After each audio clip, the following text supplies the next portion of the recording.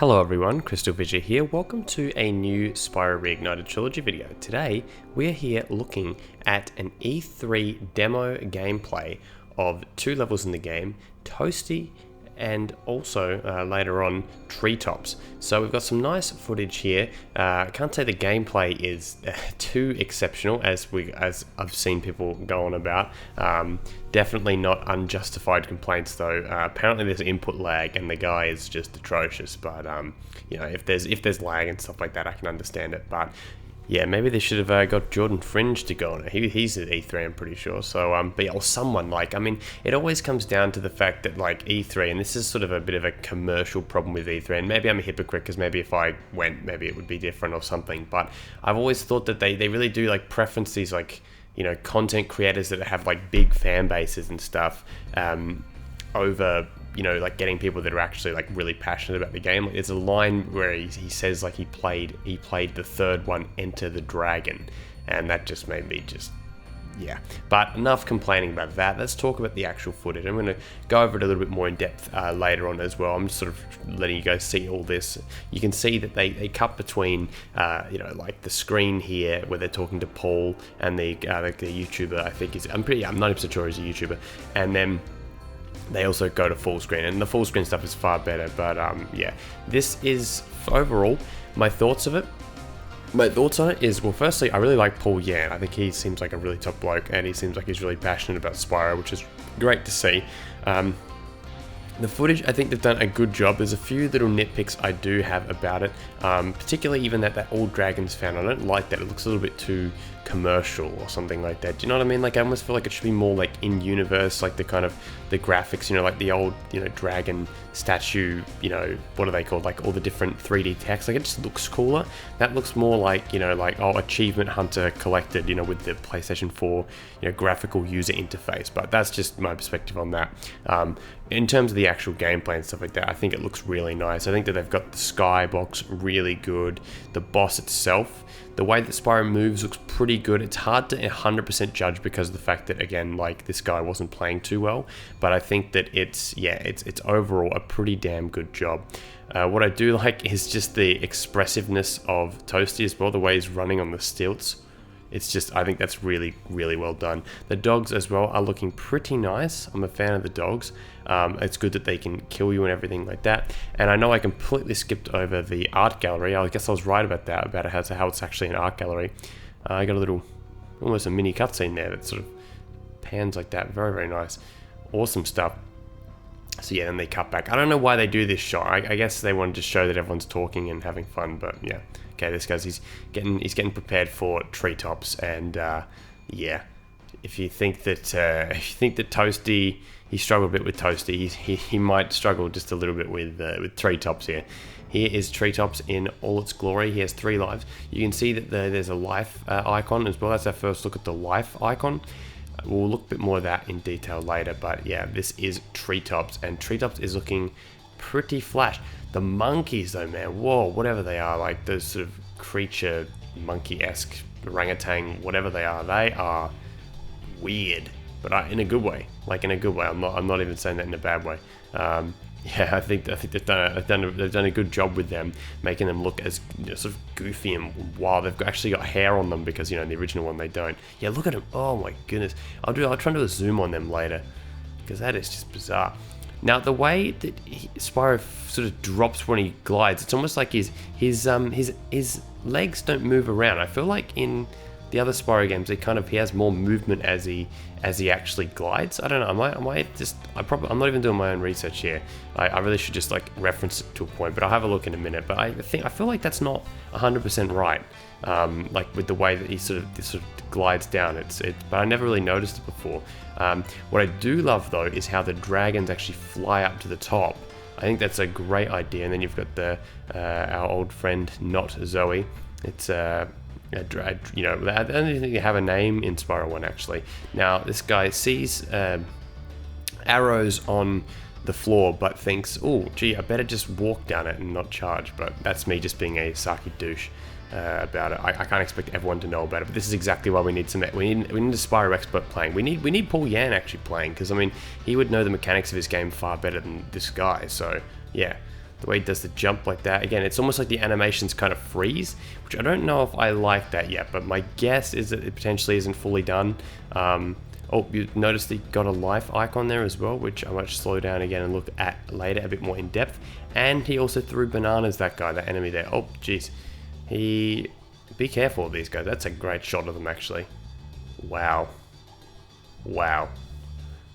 Weird, goofy, and kind of cool. Alright.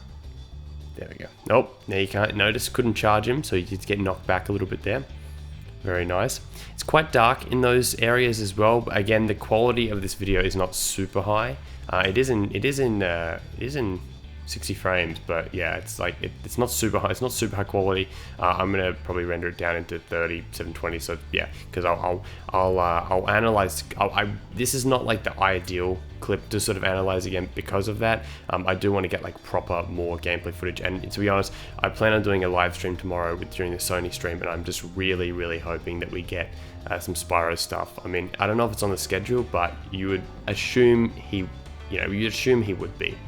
On the schedule, the series would be on the schedule, but I'll probably end up doing a stream, and I'll probably end up just talking like shite throughout the Sony stream about anything that's not Spyro, like a completely mature individual, of course.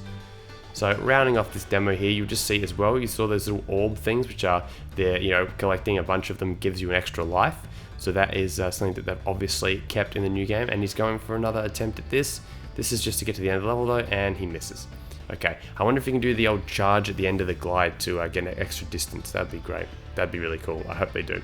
Anyway, that's the end of the demo now. I'm going to get some of the solo footage and slow it down a bit and have a look at it a bit more in depth, and then we'll get some pictures as well. There we go. The presenter here, he looks absolutely elated. Anyway, looking at it at 80% speed now, you'll see that Spyro can get hurt by these dogs as in the originals, which look great. I love the way that he sort of gets crushed and stuff like that. It's a nice animation. I wish this guy would show off the roll, but unfortunately he doesn't. The gems still sometimes look a bit floaty depending on the surface or whatever. I'm not too sure if the shadows of them are done yet. And you'll also notice that the ground look in the background there, it's more of a lake more than it looked like. It actually kind of looked more like lava back in the day, and it almost looks like there's a bit more distance blur or something like that. So they have changed it. Notice that the what's it called, the panel that's meant to be up there in the top there, the tower, that is not there anymore. That used to be like a ceramic, or what's it called, like church window type texture. You see all these different artwork, and you can see, and I'll zoom into it a bit later, but you can actually see there was Autumn Plains. Then we've got the Dragon's Fountain here. This is one of our friends, an artiste, clearly, and you know what, looking at it animated, I'm a big fan of him. I actually genuinely like the way these dragons look so far. Same with the one in Treetops as well. And Spyro's looking very cool. I love the way he flails his tail around, almost like a dog, but it's very dragon-like, like, I mean, very mythical, very classic. Yeah, the expressions are great, and the way they fly off, that is so much more realistic now as well. That's brilliant. That is such a brilliant idea. It's such a simple thing to do, but it works. So again, this is at 80% speed. For anyone saying this is really slow, this is actually, slowed down footage intentionally, just because we're taking advantage of the 60 frames here, right? There we go. So look at the way that he runs. Like, you can see the fact that the facade is falling as well, and they did that well in the original game, but in this, it's really well done. Sparks as well. Look at all the textures and sort of effects, especially going on the sparks here, looking very cool in blue. I'm a fan, and now of course green, and it just gets absolutely flattened. Man, be careful. A lot of scorching the earth there, and so you notice it sort of gets evaporated. It's not a permanent thing, but I mean, that's okay. And we have defeated Toasty. Well, I wish I have defeated Toasty. I would please release these demos to the public, please. Like, and not just like E3 public, I mean like Australia. Let's get a goddamn petition. Anyway, back here in Treetops again. Treetops is you sort of like, when you look at it in the original game, I kind of think that it's less wooden than it actually is, and then I'm looking at this and I'm like, well, actually, yeah, that this actually is quite an accurate rendition really in the indoors, but for some reason I thought it was more like concrete in the original game. I guess the part of it is still, it's just, yeah, rescuing this old friend, Isaac, First dragon in the level, nice little statue logo up there. Look, that is really cool. I don't know. I don't know about you guys, but I like the looks of these dragons here. I'm a fan. He's got a Ripto-esque thing here. And goodbye. Fly away, beautiful creature. Yeah. I'm gonna replay this bit because you have to see it again. These arrows mean just walk down there. It's like a little direction meter. Oh, yep. And then, of course, not enough momentum. Bye. Okay, yeah. I'm goofing off. I'm goofing off too much for this. This is serious business. Look at that jump there. Very nice. Boom. Kind of. When I say very nice, it's almost sarcastic. Good look here again at the monkeys. Not talking about the band. A life thing. The fire there, just like in the original version. Notice that the gems are the normal colors in Spyro 1, and hopefully, because I was never actually a big fan of the gems in Spyro 1 compared to 2, hopefully Spyro 2 uses the purple gems. If they make them blue, that's like, it's such a nitpick, but at the same time it's so important to me, like almost irrationally so, you know, like, I don't know, it's just how I feel about it. But yeah, thank you for the extensive look at these enemies here. See, notice how hitbox still doesn't feel 100% right. That's the only thing, like, looking at it. It feels like the hitboxes are slightly almost too big, which is funny because in Crash Insane Trilogy, one of the bigger criticisms of it was that it was like the hitbox was almost too detailed actually compared to the original game, because it was like an egg as opposed to a square. So that created a lot of like fall offs and stuff like that.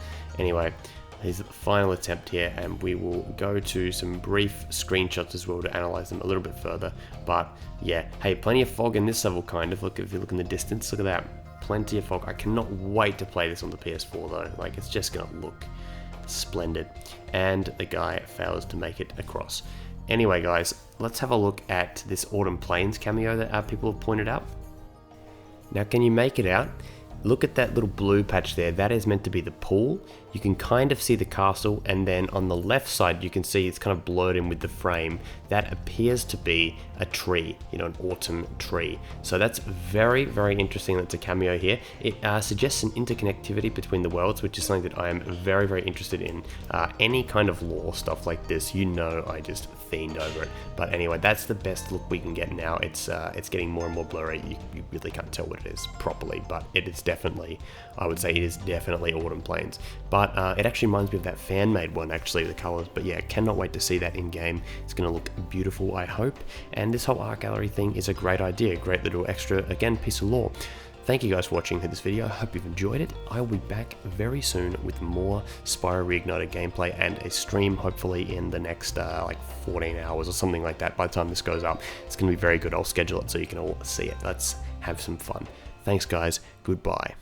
I played the third one. I played Enter the Dragon. That's the third one, yeah? Yeah.